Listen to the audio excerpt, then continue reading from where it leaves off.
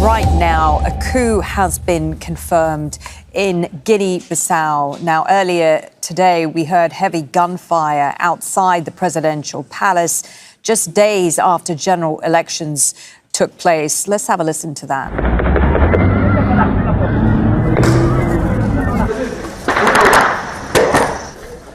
Crowds of people were seen running from near the palace. Two candidates have claimed victory ahead of the release of results. murabyiyumviye aho ni muri Guinea Bissau hamaze kuba coup d'etat aho umuperezida wa Guinea Bissau ni Embalo sisoko hari hashize iminsi mike cyane amatora abaye none dore bahise bamutera coup d'etat. Aha ngaha rero byanze bikunze hari aho bihurira n'ibi bibazo bya hano mu karere duherereyemo kubera yuko uyu muperezida Embalo sisoko yari inshuti y'akadasohoka babe bafitanye amasezerano mu bya arebana n'ibya gisirikare no mu bindi nk'ubukungu cyangwa no mu bijyanye n'ingufu n'igihugu cy'Uburusiya aho yari aherutse mu Burusiya gusinyana nabo amasezerano. Hanyuma twongeye kubona perezida wa Gabo asura iyi Guinea Bissau. Gabo muyibuke, Guinea ni inshuti y'akadasohoka ya Perezida Kagame, akaba nawe ari umu agent muri kariya gace. Rero ibyo yari agiye kumupropoza cyangwa ibyo bamatse ibihugu bari bamaze kumutumaho babonaga ari kwinjira mu mikoranire itaziguye hamwe n'Abarusiya. Ibyo ngibyo nibyo ntekereza yuko bishobora kuba ari byo byabitumye iyi coup d'etat ibaye. Byanze bikunze turaza gukomeza kubikurikirana hagize ikindi kintu gihinduka, ariko uwo munyamakuru ni wa Al Jazeera yaratangiye atubwira ko none aha ngaha aribwo official military coup imaze kwemezwa.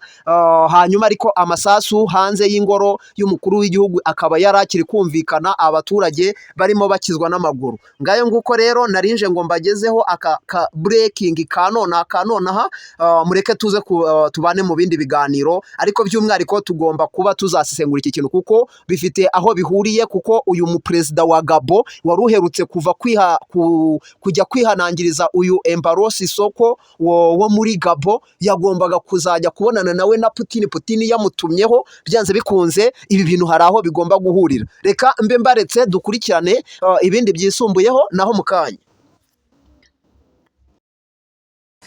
Right now, a coup has been confirmed in Guinea Bissau. Now, earlier today, we heard heavy gunfire outside the presidential palace just days after general elections took place. Let's have a listen to that.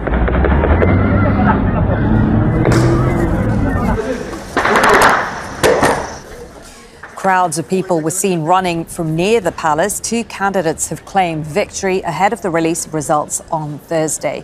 The incumbent, Umaro Sisoko Embalo, is seeking a second term. He ran against opposition contender Fernando Diaz and 11 others. Let's go to our correspondent Nicholas Huck, who's live for us in Dakar in neighbouring Senegal. So, Nick, what exactly are you hearing about this coup?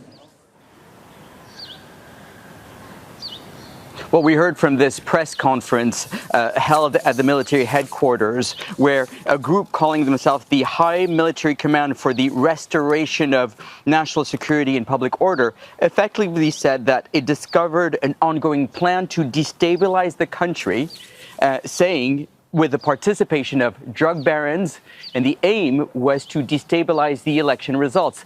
Presidential election results were supposed to be announced on Thursday, tomorrow. And so they're just taking over power just as those results were going to be announced. Two main contenders, the incumbent president, Umaro Sisoko, and Fernando Diaz, both claiming victory. Now, we don't know the whereabouts of the president, but what we know is that the presidential palace is heavily guarded as we speak, surrounded by the presidential guard, and we have the military deployed. There is fear that there could be ongoing violence. So during this communique, they announced that air, land, and sea borders are closed and a curfew in place in the country. Marlene? Nicholas, give us some context here, because Guinea-Bissau, one of the poorest countries in the world, in Africa, what does this mean now for ordinary people in the country?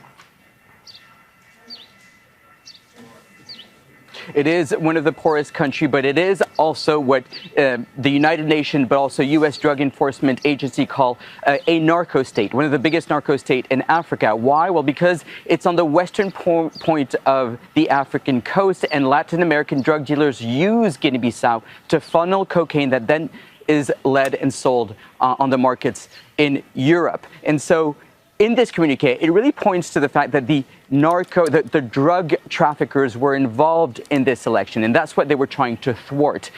There's been accusation that the drug money has infested both the political arena but also the military itself. A couple of years ago, the U.S. Drug Enforcement Agency put up a sting that involved the naval chief of the country, accused of trafficking tons of cocaine through the country. But of course, none of that wealth is going to ordinary people. Most people live in poverty. And so during this election process, we saw both the incumbent president and the challenger saying that they would distribute more wealth, that their circumstances would get better. But it has not been the case. And yet another coup in a country that has suffered dozens of coups since independence in 1974 from Portugal. Right, exactly. On that point, I understand it's experienced 4 coups since independence, as well as multiple attempted coups. Do we know for a fact if this coup is really ongoing, and what more can you tell us about it?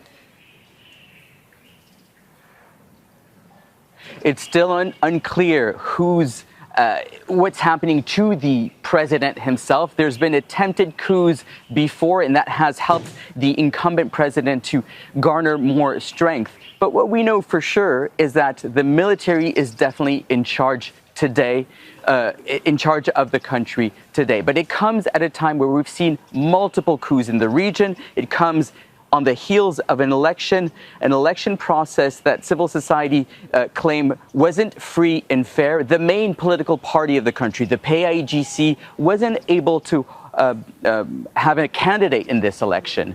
And so it was really Embalo Sisoko, the incumbent president, against the opposition contender, Jose Diaz, who was really trying to bring change to this process. So even though the polls were held under calm circumstances, as the election results were coming out today, we saw both contenders claim victory, and that's where the military stepped in. Yeah, well, didn't we hear from the head of